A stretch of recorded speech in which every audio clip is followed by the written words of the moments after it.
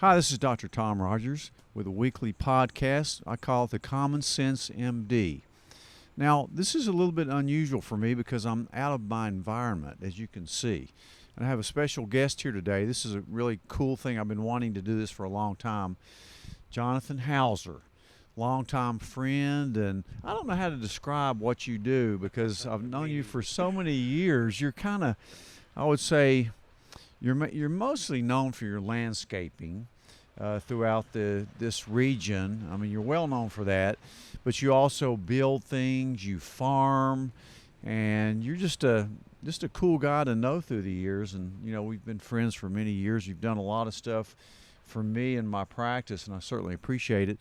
And when I heard about this new venture that you're undertaking, that we're sitting in the midst of, it really got me thinking a lot about nutrition. Half of what I talk about in my practice is nutrition. And I'm firmly convinced that that's why in America, we're so unhealthy. We've had increased rates of cancer, autoimmune diseases, everything, diabetes, obesity, and it's really related to nutrition. In America, we've got a lot of toxins in our food. So you call this your field of dreams. Tell me kind of exactly what you have here, because you gave me a cool little to-go garden for my house for Christmas, and I saw that, and we've been eating out of it, and it's amazing. Tastes way better than anything you'll get in the grocery stores. But tell me how you even thought about this and what it is. Well, first thing, I want to take this opportunity because I don't know how many people watch this, but I want you to know that my family and I are extremely grateful for you and what you've done. Just having somebody to trust is, especially as time goes on and the more we find out and the more, it's hard to trust anything and anybody. And you're one of the people, and you've been so good to us. And I know there's so many people like me. And I just want to say I'm very grateful and blessed to have you in our lives. Doc, it's like this. People are becoming more aware of what is going on. And when I say what is going on, it's from where your food begins to where it ends up. And my wife, bless her heart, she's got me scareder than I want to run to the hills. But she'll come to me and say, hey, guess what I found out about this? Guess what I found out about this? Don't eat this. Don't eat that. Well, it's scary. Very scary. And so I grew up on a farm. I was lucky that my grandparents lived near us, and I remember a lot of things. And it's so funny how you want to go back. The things that you said that you would never want to go back to, now I'm finding myself wanting to go back to because it's real. And I've always been into landscaping. I've done a lot of creative things, everything from weddings to floral to building houses to putting outdoor areas, swimming pools, which and all these things. But my heart's always been with growing stuff. Yeah. And the people that raised my flowers for 20-some years, the Torbitts, wonderful people, they got up in their age, and just like everything else, things are dying. Businesses, greenhouses, farms, tree farms. There's just nobody to work them. And they said, Jonathan, we can't do what we used to do for you. And it's scary. So in a roundabout way, this came about. But just like things turn, used to in the floral business or certain businesses, flowers was a big thing that people give out during Mother's Day, Valentine's Day, and other days. Well, people have backed off of that. And so, but they've really started clinging to the herbs, the vegetables. They're more aware of what goes in their body. And the stuff that you put in your body, the stuff that they put on stuff to make it last, the chemicals that they use to make it grow, the different fertilizers, where it comes from. Let me ask you a question. Where are your vegetables coming from now? Now that it's 20 degrees outside. Probably California and maybe some California, other countries. Guatemala, Florida. Yeah. So knowing that material has to get here, and what state was it cut, what how was it processed? Even though if it's organic, you don't have these greenhouses all over the country. So I feel just like the pet business grew in, it was always in the grocery store, right? You had a little aisle that had the Purina and the whatever. Now it takes up 2 full aisles. They got gourmet. You can't, half the grocery stores for pets. But I feel that same turn is happening here with the vegetables and with eating right. And as well, once you eat things that are fresh or grown where out of your garden or wherever it might be, you taste it. Know it. For sure. So that's a lot of answers to a lot of stuff. But that's one of the reasons I did this, because I think it's going to be important. Everybody, I agree 100% with what you're saying. And everybody wishes they had a garden. But it's kind of hard to do your own garden. And isn't that kind of what you're trying to do, is bring a garden into somebody's house like you did ours for Christmas? That's right. And what's so crazy about this, if you notice just what we're sitting in front of, there's lettuce, there's dill, there's cabbage. Everything's here to make a salad. Mm-hmm. The problem is that most things are perishable. Mm-hmm. Your greens, they can take up to 38 degrees and above. They don't really like it that hot. And so they're movable. So if you look in front of us, these are just walking, talking salads. And what happens is you trim from the underneath. You're in a wife of salad. You'll be able to put arugula, carrots, whatever the choice of your box is. And you're able to eat off of it for almost a month. Then when you're finished, you bring the box back. I just exchange it like they used to do the milk. Remember how they used it? Yeah, well, I don't remember. Pet I say, dairy. how they did it. I'm not that old. Well, I am that old. We got I wasn't ever involved in the milk. Well, I was involved in that. Every day we had a milk carton in the glass bottles, which are way better than the plastic. Right. I worry about plastic wrappings and aluminum foil and all that stuff. But you're right. I mean, and whenever you do something, I've noticed through the years, you don't do it small, you do it big. You gave me a tour of this place, and it's just amazing how big this greenhouse is and how many boxes you have ready to go for people. And in these days when, who knows what could happen? People get a little paranoid at times, but even considering that, you have times when the supply chain gets broken down. Look what happened during COVID. I mean, you couldn't get anything fresh. And this is fresh, it's organic, and it's healthy for you. That's right. I'm a lot of paranoid. I can tell you. I had to stop watching the news a lot. But, yes, and that's the thing. People don't realize, and I'm not a conspiracy theory guy, but I do have common sense. And common sense seems to be lacking most of a lot of the people that are running our country. And it's uncommon, isn't it? Yes, uncommon. And if it smells bad, tastes bad, looks bad, walks bad, acts bad, it might be bad, right? So the things that they're doing and the things that they've done with property buyouts, with seed rationing, with government control over the farming sector, they are paying farmers not to farm. That's always mystified Now think about me. that. Yep. They're paying for. Why would you do that? But we won't go down that road. So yes, anything that could disrupt the supply chain or anything. So we might have to be self-sufficient, and in doing that, you're going to have to rely on your local people. Yep. Yep. So I just think you can't build this when you need this.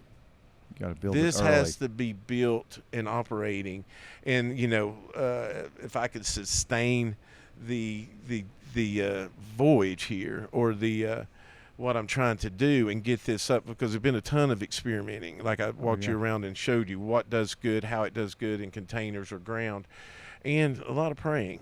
I'm not. I've been led to do this, I believe, and not in a weird way, Yeah. but in a spiritual way. So Yeah. I just think it's going to be important because common sense tells me that something may happen. You told me this was your Field of Dreams, one of my Yeah. favorite movies, and it looks like your Field of Dreams. I really think you're going to do big and great things with this. The idea of having your own personalized garden in a box in your house that's organic, doesn't have a lot of pesticides and plastic wrappings, and it's fresh.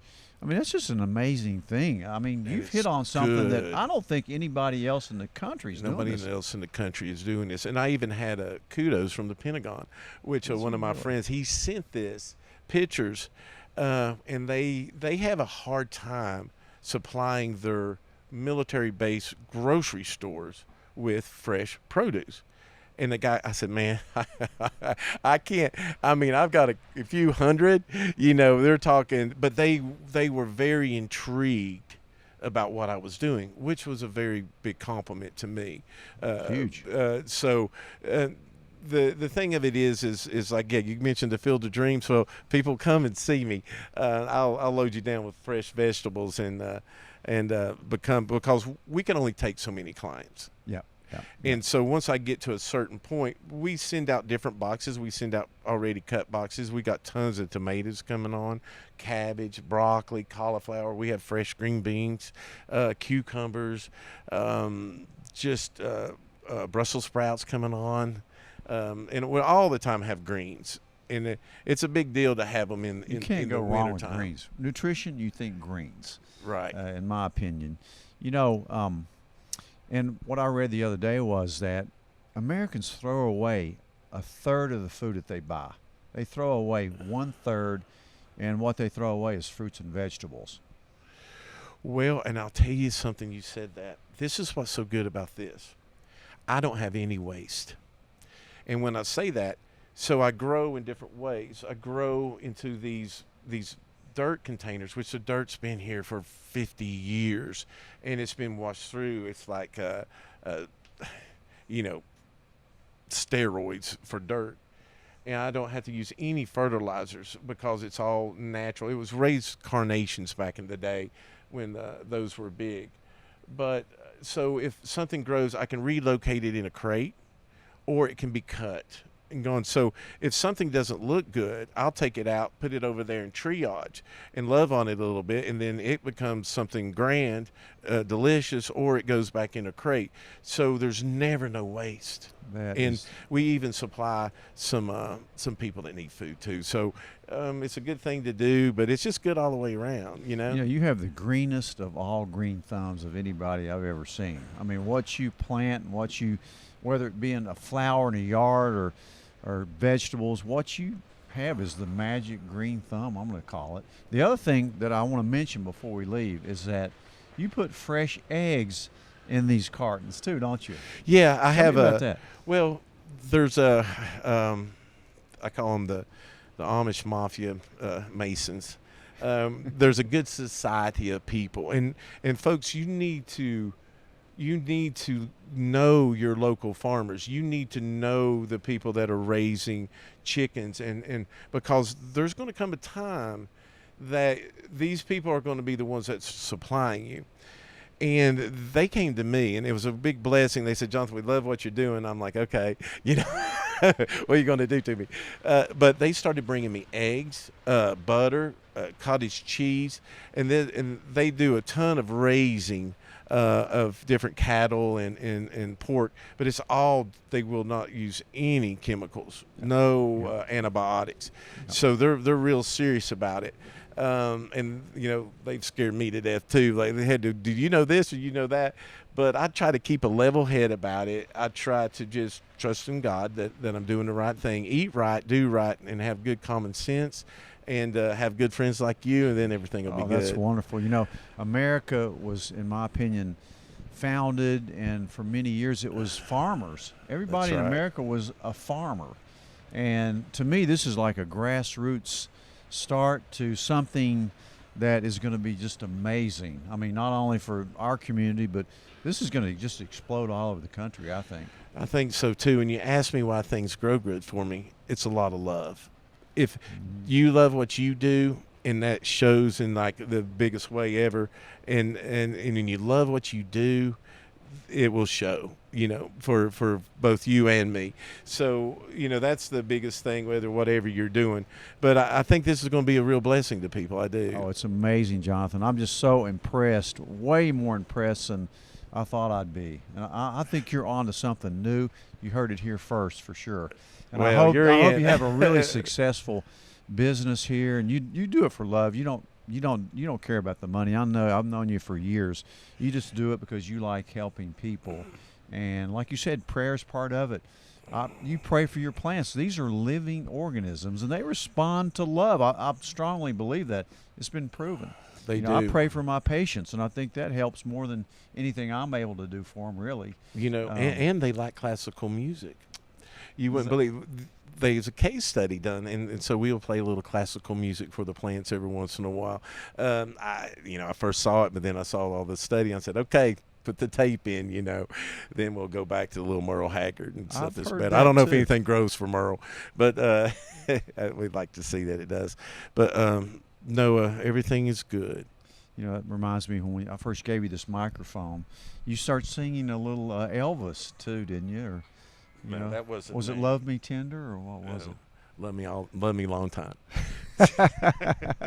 Jonathan, this has been great. Thank you so much. I'm proud to know you, and I'm just amazed at what you're doing here. It's just phenomenal. I think this is one of the best things we've ever done as far as a podcast. So can you come back on and we'll follow this? Yes, and bring all the nutrition people and bring I'd love to incorporate this into what you're doing, because it does go hand in hand. It really does, because what you tell everybody every day is what this is. And that's a good point. But again, I want to tell you, thank you so much for being who you are. You don't know in this day and time how blessed we are. And for what you do for all of us. There's thousands of people out there. I don't think that would know what to say, but thank you a lot. You're very kind. You're very kind. Listen to this rain up here. Isn't that wonderful? Yes, and we might need donations if the greenhouse collapses during the storm we're going to have tonight. So we'll have a GoFundMe page, I'm afraid. It's very windy. If we don't, I will still be here tomorrow. Thank you, Jonathan Hauser. We're going to put the information about your organization on the end of the website, and so everybody can start getting their food here. These boxes are amazing. It tastes amazing.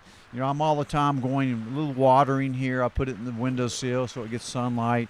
And it just tastes totally different than any vegetable I've ever tasted in my life. It's amazing. So thank you. Thank you. And we'll follow up with you soon. Okay, thanks.